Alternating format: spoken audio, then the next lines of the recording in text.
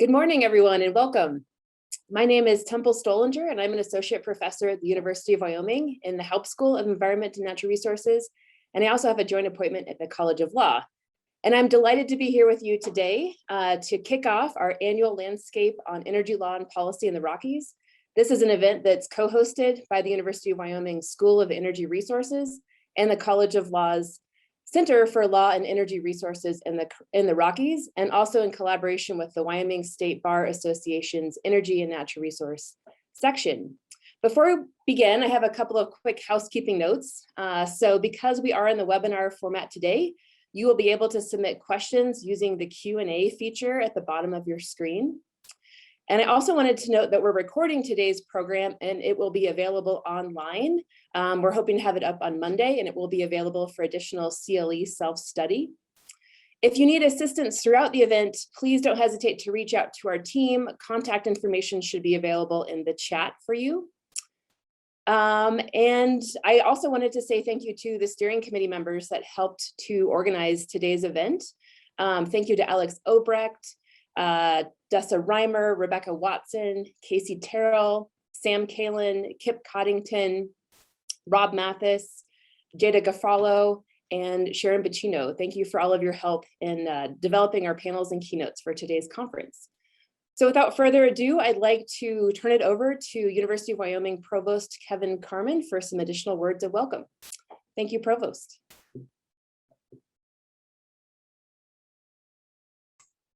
Thank you, Temple. Appreciate it very much, the opportunity to be here. As many of you may know, I'm still relatively new to the University of Wyoming. I'm the Provost and Executive Vice President. I previously spent 8 years in the same role at the University of Nevada, Reno, and 24 years in that role at Louisiana State University, where I had a lot of exposure to the oil and gas industry and had the privilege of working with many folks who are in leadership roles in oil and gas. So it's a pleasure to be with you here today, and I want to say how much I appreciate you participating. My understanding is that this is the 8th annual. We weren't able to do it last year because of COVID, but back in the saddle this year. And it sounds like this is a wonderful tradition and a great legacy that you're establishing in this collaboration. I appreciate that you're all joining in this online format.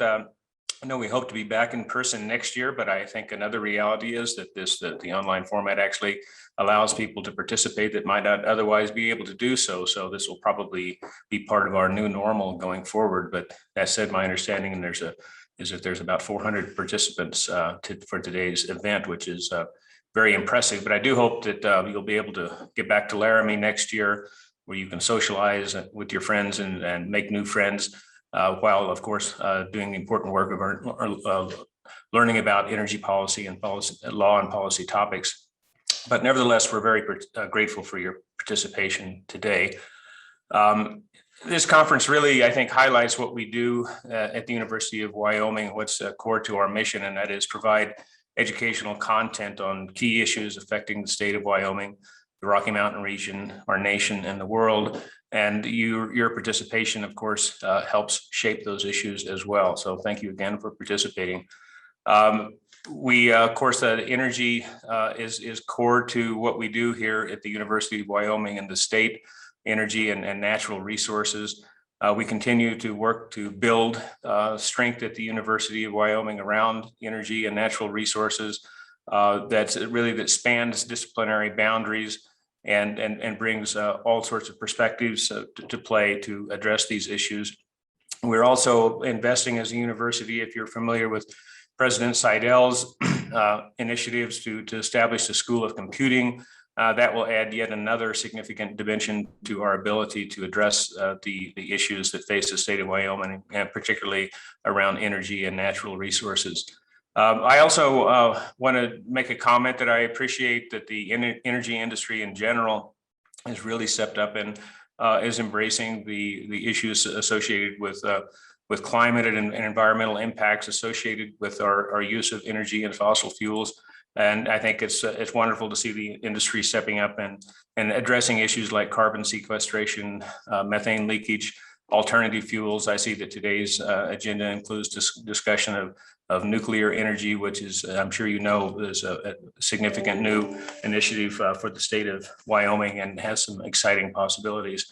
I also close by saying that I'm very pleased to see that this event is being co-sponsored by the University of Wyoming College of Law and the School of Energy Resources, which is, and the School of Energy Resources in particular is really a unique resource and collection of expertise and opportunities for the university, the state, and the region. I've just really enjoyed getting to know Dean Clint Alexander in the short time that I've been here, and also to get to know and work with Director Holly Kretka from the School of Energy Resources. She is extremely knowledgeable in the energy industry and comes with a very impressive background. She is absolutely passionate about the work that she is doing and really does an excellent job of really bringing resources together from across the university to address the urgent issues that we face as a state and as a region. And so with that, I think that my job is to be quiet now and turn the microphone, so to speak, over to Holly and let her kick off the event. Holly? Yep. Thank you so much, Provost Carmen. And thank you, everyone. I'm honored to be here today and help welcome everyone to this conference. And SER, School of Energy Resources, is also honored to sponsor this event. It's a really important event. And I want to thank the organizers, so particularly Dr. Solinger and Ms. Reed. I know these things do not organize themselves, so thank you so much. So the School of Energy Resources is a unique entity. Our mission is energy-driven economic development for the state of Wyoming, and that's really what drives what we do every day. So we work on a variety of topics. So probably our biggest area of focus is carbon capture, use, and storage. We do everything from look at CO2 storage sites across the state of Wyoming and beyond, to new types of power plants, to ways to make existing carbon capture technologies less expensive. So we really span the whole gamut in that space. And we also, while we do some early stage work and support faculty to do that, we also have commercial scale research projects like the Wyoming Carbon Save Project, which is developing a commercial scale CO2 storage site adjacent to Basin Electric's Dry Fork Power Plant. And that we're designing that site to be able to hold up to 50 million tons of CO2. And as part of that, the energy law and policy is really critical to that program. So we think we'll be the first entity in the state of Wyoming to get a Class 6 permit for CO2 storage. There are quite a few other project developers looking, but we think we'll be the first, and we're trying to smooth that path for subsequent developers. So really exciting area for us. We also are focused on topics like finding new non-emitting uses and non-energy uses for Wyoming coal, and we have a great program in that space. We're looking at things like rare earths and critical minerals, which are important to a wide array of industries, and especially the energy industry. Across the university, we have really wonderful expertise in energy and energy-related environmental studies. And so we support centers of excellence run by faculty across the University of Wyoming. And just a few of those include our Center for Produced Water, the Center for Air Quality, and the Wind Energy Research Center. And all of those are led by just wonderful scholars really dedicated to their work. We're also always looking to the future and what else could we do to stimulate investment in Wyoming in the energy sector. So one of our new areas you'll hear us talk about is hydrogen. We are now standing up the Hydrogen Energy Research Center, and we've recently received support from Anschutz, and really grateful for them helping us stand this up. And we think we might have some more announcements in the near future about that center. So we think Wyoming can be a hydrogen headwater state, and we're working toward making that a reality. So while some might think of the School of Energy Resources as a technical entity, a technical shop developing technologies, energy law and policy is so important to everything we do, and important to the energy producers across Wyoming and beyond. In a state where we produce 14 times more energy than we use, we can't ever ignore energy law and policy. It impacts us every day. And so it's so critical. So we have in the last year stood up the Center for Energy Regulation and Policy Analysis, and that group is underway, and we'll see studies coming out of them in the near future. So I just want to thank everyone for joining this meeting and thank the organizers for hosting it. And with that, we're really honored to co-sponsor this with the University of Wyoming College of Law. And with that, I will hand it over to the Associate Dean and brilliant legal scholar, Sam Kalin. Sam? Thank you, Holly. And hello, I'm Sam Kalin. And on behalf of the law school, and as the co-director of the Center for Law and Energy Resources in the Rockies, I want to welcome and thank you all for attending this jointly sponsored landscape discussion with the School of Energy Resources as well as the State Bar. We are all aware of how changing markets, technologies, policies, and other interrelated dynamics, which is why many of these types of collaboratively sponsored events provide really a great forum for learning about a variety of important topics affecting the energy industries. Here at the law school, we have a vibrant energy and natural resources program and are always excited about how we offer our students a wide array of opportunities to learn about the legal institutions and programs relevant to current issues and challenges. Indeed, for instance, along with a host of courses, both in oil and gas, in energy law, and all the issues associated with energy law, we are having this semester an E&R Excellence Luncheon Series addressing the challenges to the energy and natural industries today. We have a great program here, and the speakers will be addressing a host of critical issues, and I look forward to the presentation. Now on to one procedural matter, as I think Temple noted, for those interested in the CLE credits, the program is approved for 5 credits for Wyoming, Colorado, and AAPL. The affidavits to submit and to receive the credit are on the conference website. And now I'll just turn it back over to Temple, and thank you very much. Great, thank you, Dean Kalin. It's now my honor to welcome our first keynote speaker, Dr. Kathryn Huff, who's the Principal Deputy Assistant Secretary and Acting Secretary of the Department of Energy over the Nuclear Energy Program. Prior to her current role, Dr. Huff was a professor at the in the Department of Nuclear Plasma and Radiological Engineering at the University of Illinois at Urbana-Champaign, where she led the Advanced Reactor and Fuel Cycles Research Group. She was also at the Blue Waters, was a Blue Waters Assistant Professor with the National Center for Supercomputing and Applications. So Dr. Huff, we're really pleased to have you join us today to talk more about nuclear energy through the Department of Energy. Thank you for joining us. Well, thank you, Provost Carmen and Dr. Krutka and Professor Kalin for your introductory remarks. And thank you, Professor Stollinger, for the very gracious introduction. I'm really grateful to you and to the other organizers for inviting me to take part in this exciting conversation. And hello, everyone, to all the participants. I'm Katie Huff, Acting Assistant Secretary for the Nuclear Energy Office in the Department of Energy here in DC. And it's my distinct honor to deliver the keynote for today's really thought-provoking and critically important discussions that you're about to have on clean energy and resource policy in Wyoming, the Rocky Mountain West, and our whole nation. So, I'll start by just saying, let there be no doubt, carbon-free nuclear energy is absolutely vital to achieving our decarbonization goals. And US climate policy is informed by science. And the science tells us that the time for action on our climate crisis is now. Echoing President Biden and Secretary Granholm, it is code red for humanity, and the alarm bells are ringing on climate. So that's why President Biden brought the United States back into the Paris Agreement on his first day in office. The US is ready to participate in COP26 and to work with other countries to ensure a successful outcome in the next few weeks and months. But unless we bring the rest of the world with us, we will not be able to mitigate the climate crisis.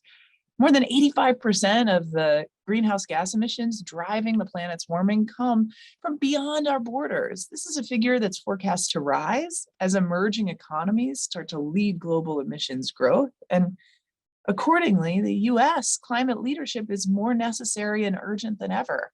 We must combat the climate crisis both at home and abroad. It's an integral part of our foreign as well as our domestic policy, and it starts with conversations like this about energy policy in particular regions of the US where the real action is made. So, here at home, President Biden has pledged to do everything possible to power our country with clean energy, and that means using every clean energy option available.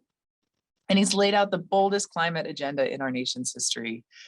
In Wyoming, Governor Gordon went bold too. He's challenged Wyoming to become a net negative emissions state in the coming decade. And in Wyoming, just like in the US as a whole, carbon-free nuclear energy may be a key part of the decarbonization equation. So nuclear energy, working in tandem with other clean energy sources, really is the only way to meet our ambitious national goals of 50% or more reduction in our carbon emissions by the end of the decade, and 100% clean energy generation by 2035, as well as a net zero economy by 2050. Did you know, for example, that nuclear energy provides about 1/3 of the world's non-emitting electricity? In the US, that number is even higher. Nuclear energy contributes more than half of our clean electricity. It also operates reliably, 24 hours a day, 7 days a week. And beyond providing clean heat and electricity, as well as jobs, nuclear systems can also enable renewable energy, support the production of life-saving medical isotopes, drive industrial processes, produce hydrogen for transportation and industrial products, and desalinate and purify water. For all of these reasons, it's really critical that your discussions about decarbonizing Wyoming are beginning to include serious conversation about nuclear energy's potential. But more on that later. Our focus on nuclear energy is not just talk in the federal government. In this administration, the Department of Energy's Office of Nuclear Energy, which I am privileged and excited to lead, serves a really vital role in addressing these challenges. Our scientists and engineers work in tandem with researchers from universities, the national labs, and in many cases in partnership with energy to engage in research, development, and demonstration activities that'll allow the full potential of nuclear energy systems to be realized for the good of humanity. So I'll talk a little bit about our priorities in my office, and we'll talk a little bit about energy law, if you don't mind. First, I'll start with existing plants. For starters, we're really focused on preserving the absolutely vital clean air benefits of our existing nuclear fleet in the United States. We really must keep these powerhouses of clean energy up and running. We're making today's nuclear fleet a priority in my office by requesting funding to increase the cost effectiveness of their operations and maintenance. And that includes developing and deploying new and improved fuels that enhance their performance and reduce costs. DOE is also working with existing nuclear facilities to further increase their revenue opportunities through production of clean non-electric products such as hydrogen. We're also very excited to look ahead to the next generation of nuclear energy technologies. And I know you have some conversations coming up today about exactly that. It is time to shift nuclear research, development, and demonstration into hyperdrive, hand in hand with industry partners so that they can deploy and commercialize increasingly advanced products while ensuring the environmental stewardship of our planet. With support from programs such as the Department of Energy's Advanced Reactor Demonstration Program, the US industry stands at the forefront of nuclear energy innovation. And today, more US companies than ever are developing advanced reactor designs with the potential for greater flexibility in power, size, and operations. Ultimately, this will make them more affordable to build and operate. I assure you, these concepts are very real. They're ready to commercialize, and they're ready to support a variety of energy demands and applications. Of great particular interest to me, the administration, and I hope to you, these reactors can potentially be located at retiring coal power plants using the existing infrastructure and the skilled workforce that already exist in those locations where possible. I'm sure you know that one of our Advanced Reactor Demonstration Program awardees, TerraPower, has made this their plan with the Natrium reactor. This is huge, and we're committed to seeing TerraPower's Natrium sodium-cooled fast reactor demonstrate that a clean energy transition from unabated coal to clean nuclear can become a reality. We're also thrilled to support the demonstration of the X-Energy XE100, a small modular high temperature pebble bed gas reactor, which is planned for demonstration in Washington state. Both of these demonstrations will be operational by 2028. And to help us decarbonize our electric sector, power our clean energy future, and continue supporting good paying energy jobs, they will be on time and on budget if my office has anything to do with it. So I'm very glad to see that you have a session today dedicated to learning more about advanced reactor technologies and their potential for helping Wyoming achieve its carbon reduction goals while supporting communities, including jobs, in the coming energy transition. Your state, and actually the whole Rocky Mountain region, can be a real leader in this unabated coal to nuclear transition and can provide clean energy jobs across the nation. And as that transition moves forward, I know that there will be plentiful related opportunities for conversations like this one in the context of energy law and policy.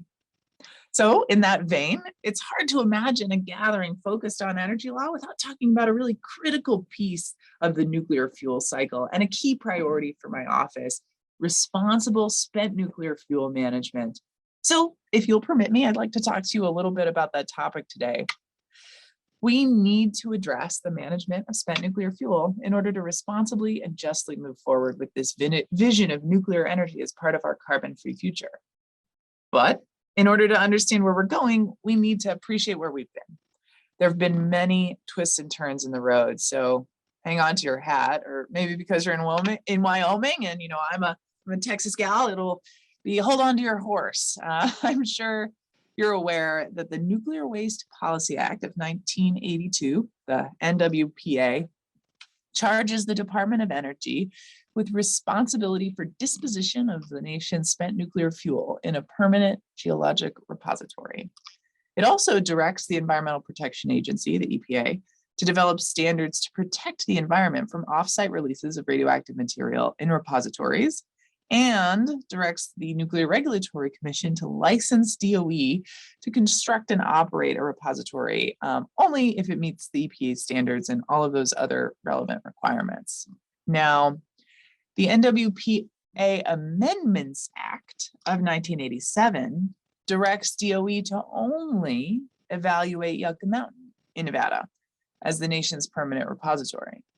That law also links moving forward on DOE's construction and operation of an interim storage facility to progress on that permanent repository.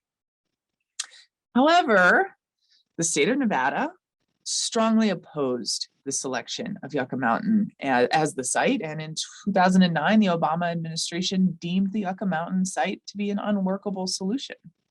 In 2010, at the request of the president, DOE established the Blue Ribbon Commission on America's Nuclear Future, the BRC, to recommend a new plan for the management and disposal of the nation's spent nuclear fuel and high-level radioactive waste. Key Blue Ribbon Commission recommendations included the following: implement an integrated waste management strategy that includes both consolidated interim storage and geologic disposal, using a consent-based approach to siting future waste management facilities, ensuring the Nuclear Waste Fund is available for developing such facilities, and preparing for the eventual large-scale transport of spent nuclear fuel and high-level waste to consolidated storage and disposal facilities when those facilities become available. Now, there's a lot in that to unpack, but I'll say that, in 2013, the Department of Energy issued a strategy that endorsed and incorporated the key principles that were reflected by these Blue Ribbon Commission recommendations. And this administration is updating that strategy and intends to move forward really promptly with efforts to develop consolidated interim storage facilities. So specifically, Congress provided funds to the department in fiscal year 2021, which just ended, for interim storage activities. Congress also requested that DOE move forward under existing authority to identify potential sites for federal interim storage facilities using a consent-based siting process. So we're doing just that, and as an initial step, we plan to issue a request for information, an RFI, that will seek public input on how to site federal interim storage facilities for spent nuclear fuel using a consent-based approach. We have a special focus on ensuring issues of equity and environmental justice are built into this consent-based siting process, as well as the waste management system as a whole. And feedback from this request for information is going to be used to develop a federal interim storage program that will remove spent nuclear fuel from existing reactor sites, create new jobs and new research opportunities for willing communities, and reduce costs and liability to US taxpayers. Now, it's worth noting that just last month, the Government Accountability Office, the GAO, which is an independent nonpartisan agency that works for Congress, published the results of a 2-year study on the current impasse on spent nuclear fuel policy.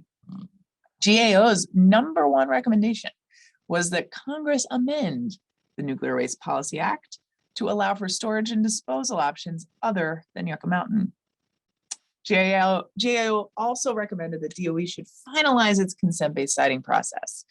DOE agrees with this recommendation, but I have to note that consent-based siting should not be considered entirely final. By its nature, a consent-based process must be flexible and phased and adaptive to community needs, as well as the dynamic nature of consent. So we look forward to moving forward toward our goal of developing an operational waste management system consisting of 1 or more permanent repositories, 1 or more consolidated interim storage facilities, and all of the necessary transportation capabilities inherent in that system.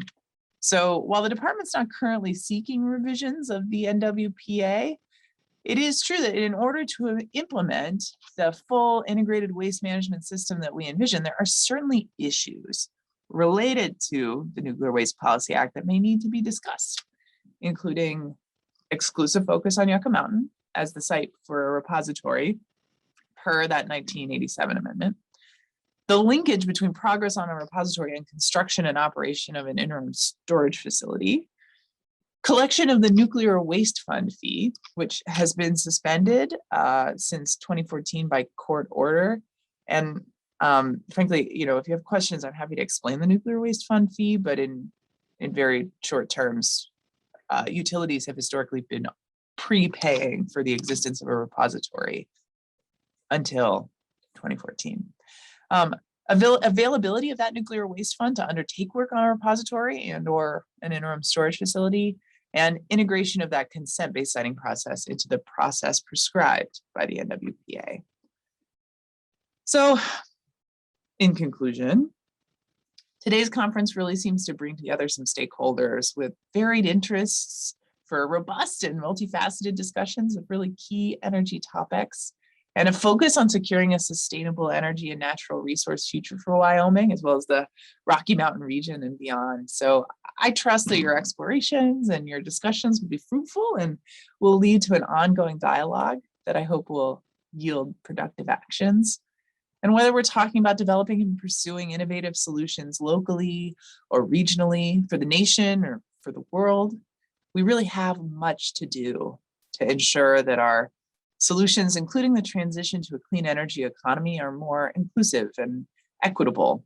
And so, while not without challenges, Wyoming and the United States and the world has so much to gain from leadership and conversations just like this one. So together, we must make sure that the clean energy transition lifts up communities by preserving natural resources, using less land, and minimizing our impact, providing equity in electricity access, and providing high-paying, long-term, dare I say, union jobs. Nuclear energy's full clean energy potential is an important part of our equitable and sustainable energy future. And the only way we're going to deliver a healthier and brighter future is by working together. So let's get to it. And thank you very much. I've tried to leave some room for questions, so please do not be shy. Thank you, Dr. Huff. That was really informative. And to the folks attending the webinar, I don't see any questions yet in the Q&A, so be sure and utilize that function for your questions. And Dr. Huff knows that we're new to nuclear energy here in Wyoming, so you can, basic questions are definitely fine as we all catch up to speed and learn more about nuclear energy and nuclear technology. Well, Dr. Huff, I have a question or two while we wait for some additional public questions to come in. Thank you for your comments about consent-based siting regarding spent fuel and waste.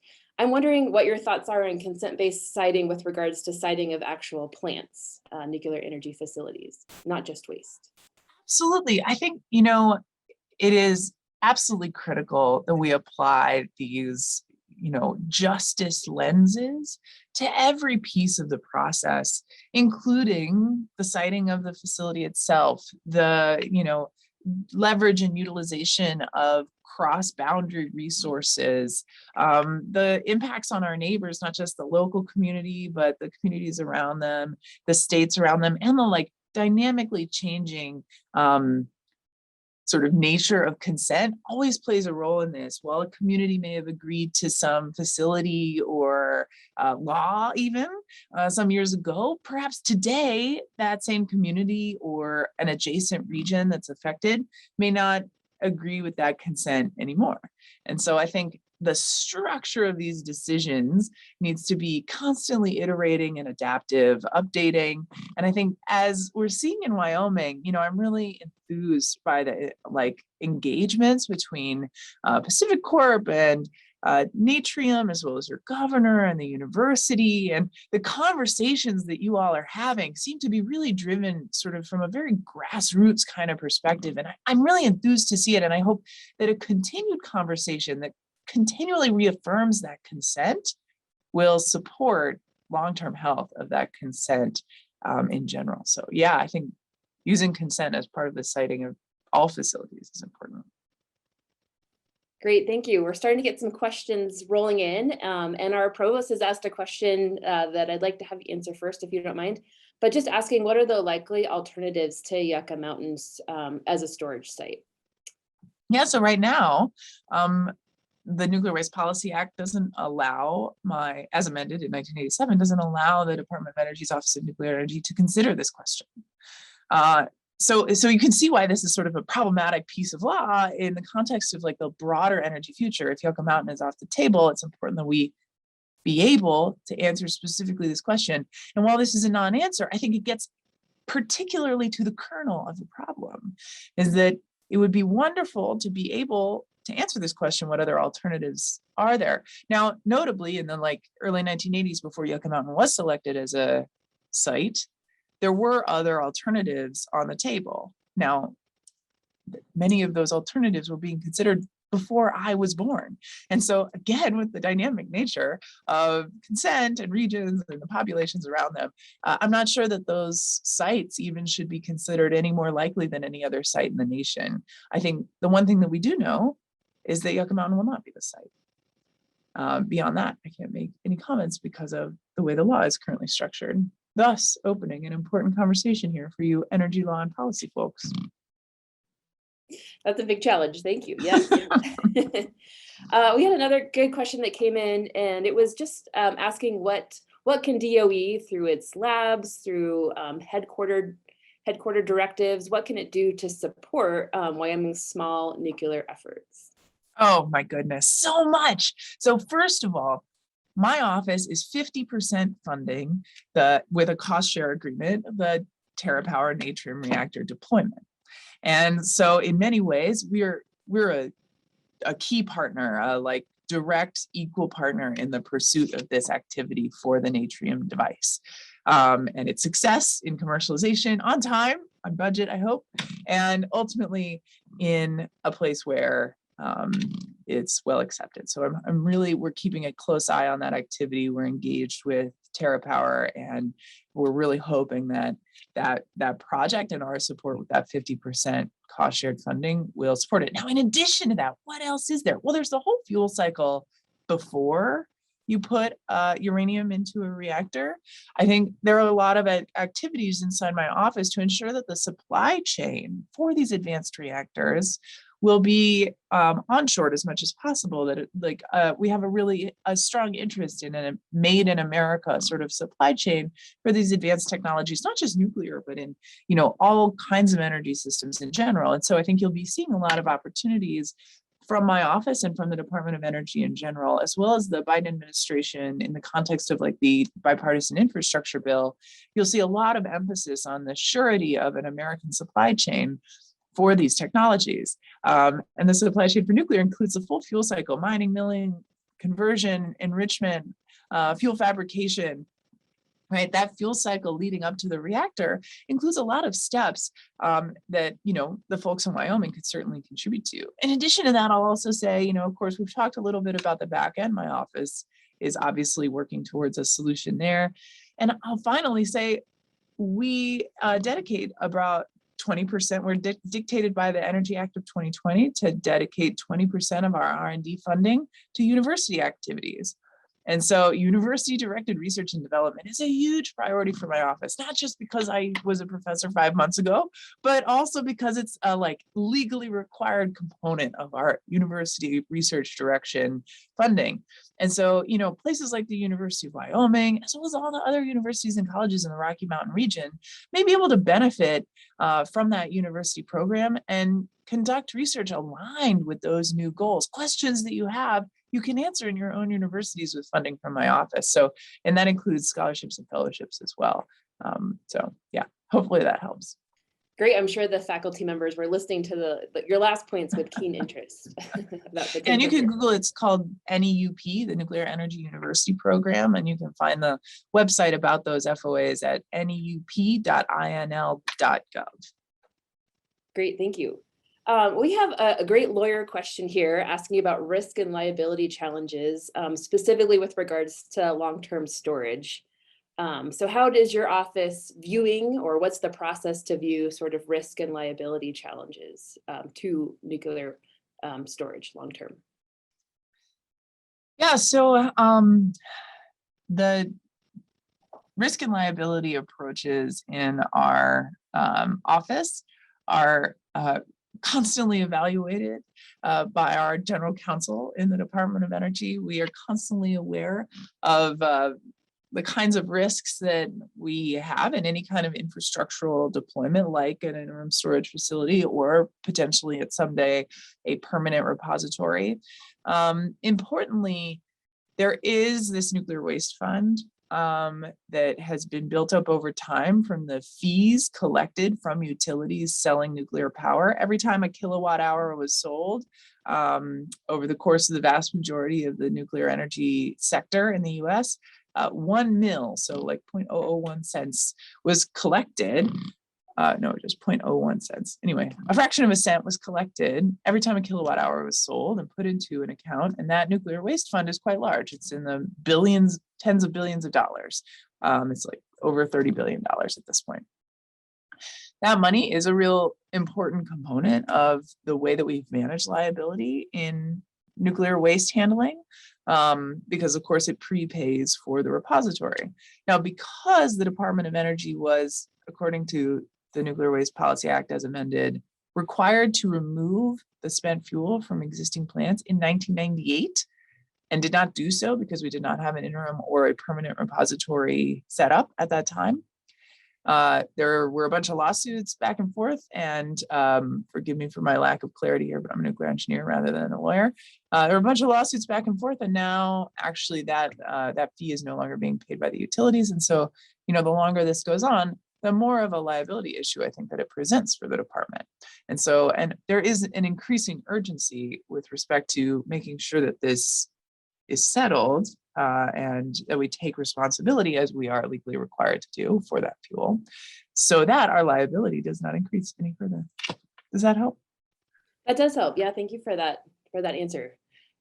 We have another great question, just trying to understand nuclear energy here. So I think this is a great question to have you answer to help us all gain knowledge on this topic. But just a question about, when was the last reactor built? And is DOE's effort now retrofitting existing facilities, or is it more new builds?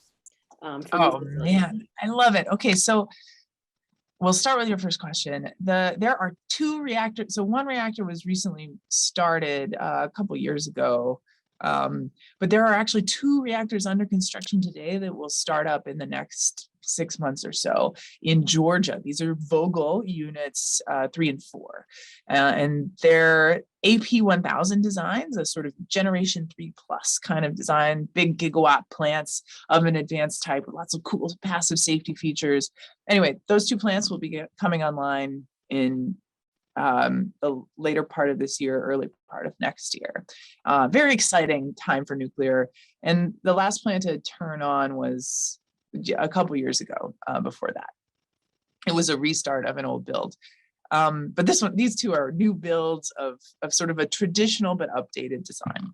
All right, to answer the other question, well, what's our focus now? Are we like retrofitting old plants? Well, actually, old plants are performing better now than they ever have. They have 92% capacity factor. The operations and maintenance in nuclear facilities in the United States is the gold standard for the world. We have extraordinary operations capability here, and we've kept these plants humming along with really great performance. And so there's not a lot of retrofitting required, though we are modernizing some pieces. We're looking into digitizing the control rooms, which have historically been analog for various reasons around safety and regulatory needs.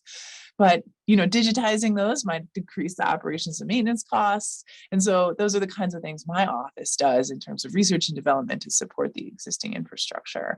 But of course, a huge component of our focus is these advanced reactor demonstrations, of which there are two really large ones, amounting to a few $1 billion, as well as a bunch of slightly less ready to commercialize designs that we're de-risking by helping to fund some of the early stages of their commercialization. Those are called risk reduction awardees, and there are a handful of them. Lots of cool advanced reactor concepts will be coming online soon. So we're focused on all pieces of it, I think, is the way to sort of answer that. We've got reactors coming online of a more traditional type.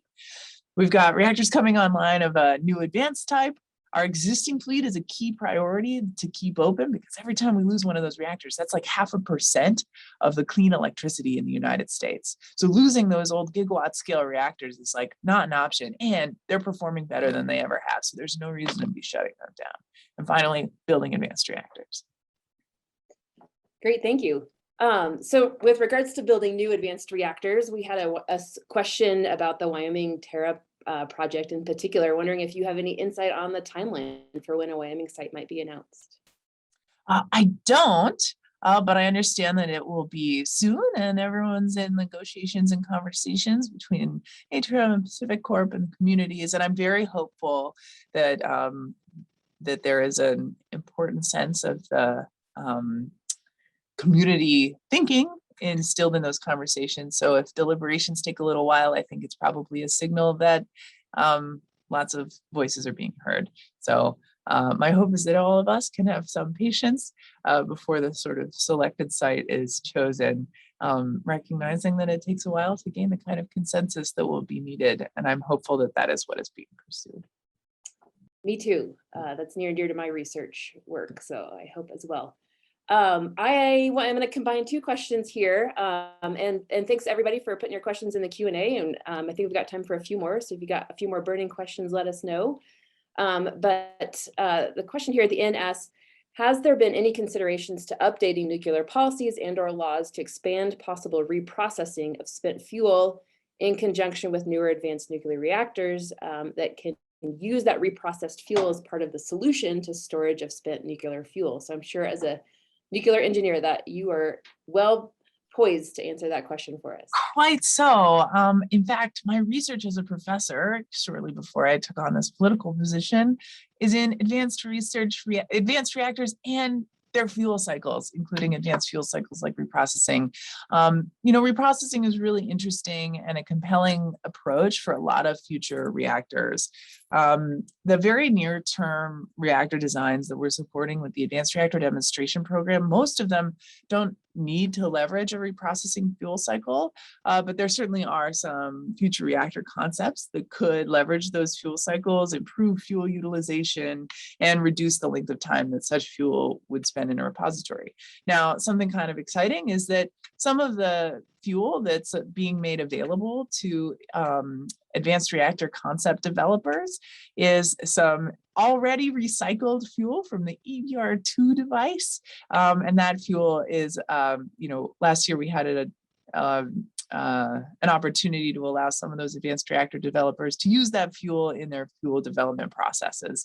Anyway, so there's things like that that are happening on the back end. And we have a significant component of the research and development in the national laboratories dedicated to ensuring that we remain leaders in fuel cycle technologies, including both aqueous and pyroprocessing type electrochemical processes for recycling, so that we certainly are ready in the event that there's any commercial interest in deploying a reprocessing fuel cycle, and so that we can ensure that those fuel cycles are safeguarded and economic if they are ever pursued. But yeah, in terms of updating nuclear policy, I will say that the current nuclear policy neither forbids nor encourages reprocessing. The sort of latent policy from the George Bush administration is more or less still in effect, but there's certainly a reevaluation of where we stand all the time within the government. So those policies are always being updated. Great. I know we're a little bit over, but I have one question that I want to ask that's a combination of sort of some questions here and one I had myself. But just thinking about nuclear on the global scale, we see different countries taking different positions. Germany has decided to phase out nuclear energy. But just wondering about, what's the global conversation on nuclear? What kind of a role is the US playing in that conversation? And what kind of global market is DOE, what kind of conversations about the global market is DOE involved in? We are involved in lots of conversations about the global market. The secretary and I came back from a week and a half ago from Vienna and from Poland, where we had lots of conversations with nations interested in purchasing AP1000s, like the ones being built in Georgia, as well as NuScale reactors, which is a type of advanced light water reactor that my office has a project to build in Idaho. The NuScale device and the AP1000 are just the sort of two already certified designs that the Nuclear Regulatory Commission has put their certification on, and therefore are available for that kind of commercialization worldwide. And we're seeing interest from Eastern Europe, Poland, Ukraine, Slovenia.